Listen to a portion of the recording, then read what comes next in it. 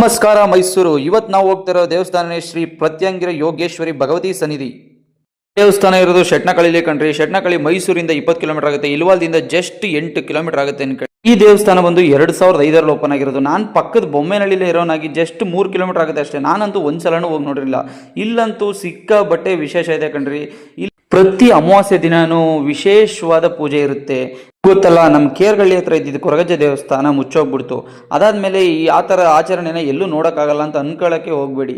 ಇಲ್ಲಿಗೆ ಬಂದರೆ ನಿಮಗೆ ಎಲ್ಲ ಥರ ಆಚರಣೆಯನ್ನು ನೋಡ್ಬೋದು. ಜೊತೆಲಿ ಕೋಲನೂ ನೋಡ್ಬೋದು. ಅದು ಕೇರಳ ಸ್ಟೈಲಲ್ಲಿ ನಡೆಯೋ ಕೋಲನೂ ನೋಡ್ಬೋದು.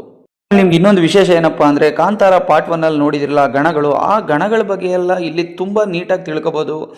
ಅದ್ರ ಬಗ್ಗೆ ಇಲ್ಲಿ ತುಂಬ ವಿಗ್ರಹಗಳಿದೆ, ಅದನ್ನು ಸಹ ಜೊತೆಲೇ ನೋಡ್ಬೋದು.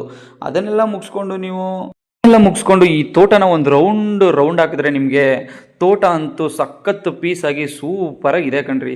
ಈ ತೋಟನೆಲ್ಲ ನೋಡಿಕೊಂಡು ಹಂಗೆ ಇವರು ಗುರುಗಳನ್ನ ಏನಾದರೂ ನೀವು ಮಾತಾಡ್ಸೋಕೆ ಹೋದ್ರಂತೂ ತುಂಬ ಅದ್ಭುತವಾದ ಗುರುಗಳು ಅನ್ಕೊಳ್ಳಿ. ಎಷ್ಟು ಖುಷಿಯಿಂದ ಎಷ್ಟು ನೆಮ್ಮದಿಯಾಗಿ ಕೂರಿಸ್ಕೊಂಡು ಎಲ್ಲನೂ ವಿವರಿಸ್ತಾರೆ ಅಂದರೆ ಅದನ್ನು ನಮ್ಮ ಬಾಯಿಂದ ಹೇಳೋಕ್ಕಾಗಲ್ಲ. ನೀವು ಹೋಗಲ್ಲಿ ಅದನ್ನು ನೋಡಿದ್ರೆ ಮಾತ್ರ ನಿಮಗೆ ಗೊತ್ತಾಗೋದು. ಇದೇ ನೋಡ್ರಿ ಅಮಾವಾಸ್ಯೆ ದಿನ ನಡೆಯುವಂಥ ಪೂಜೆ. ಈ ಪೂಜೆಯಲ್ಲಿ ಸಿಕ್ಕಾಬಟ್ಟೆ ಸ್ಪೆಷಲಾಗಿ ಅಲಂಕಾರ ಮಾಡಿ ದೇವಸ್ಥಾನದಲ್ಲಿ ಕೋಲ ನಡೆಯುತ್ತೆ. ಅವಾಗಲೇ ಹೇಳಿದ್ನಲ್ಲ ಕೋಲ ನಡೆಯುತ್ತೆ ಅಂತ. ನೋಡ್ರಿ ಇದೇ ಅದು ಕೋಲ. ಇದನ್ನಂತೂ ವರ್ಣಿಸೋಕ್ಕೆ ಅಸಾಧ್ಯ ಅನ್ಕೊಳ್ಳಿ. ಆ ಥರ ನಡೆಯೋ ಕೋಲ ಇದು ಯಾವಾಗಲೂ ನಡೆಯುತ್ತೆ ಅನ್ಕೊಳ್ಳಿ. ಯಾವಾಗಲೂ ನಡೆಯೋ ಈ ಕೋಲದಲ್ಲಿ ಆ ಕೇರಳ ನಾದಸ್ವರ ಕೇಳಕ್ಕಂತೂ 2 ಕಿವಿ ಸಾಲಲ್ಲ ಕಣ್ರಿ. ಅದನ್ನೆಲ್ಲ ಮುಗಿಸ್ಕೊಂಡು ನಾವು ಇನ್ನೇನು ಮುಗೀತು ಅಂತ ಹೇಳೋ ಅಷ್ಟರಲ್ಲಿ ತಿರ್ಗಾ ಸ್ಟಾರ್ಟ್ ಆಗೋದೆ ಗುರುಗಳ ನೃತ್ಯ ಮತ್ತು ಗುರುಗಳ ಮೇಲೆ ಬರುವಂಥ ಶಕ್ತಿ. ಅದನ್ನೆರಡನ್ನು ನೋಡೋಕ್ಕಂತೂ ಸಿಕ್ಕಾಬಟ್ಟೆ ಜನ ಕಾಯ್ತಾ ಇರ್ತಾರೆ ಅನ್ಕೊಳ್ಳಿ. ಈ ದೇವಸ್ಥಾನ ಅಷ್ಟು ಫೇಮಸ್ ಆಗಿಲ್ಲದೆ ಇರ್ಬೋದು, ಬಟ್ ಜನ ಅಂತೂ ಏನು ಕಮ್ಮಿ ಬರಲ್ಲ.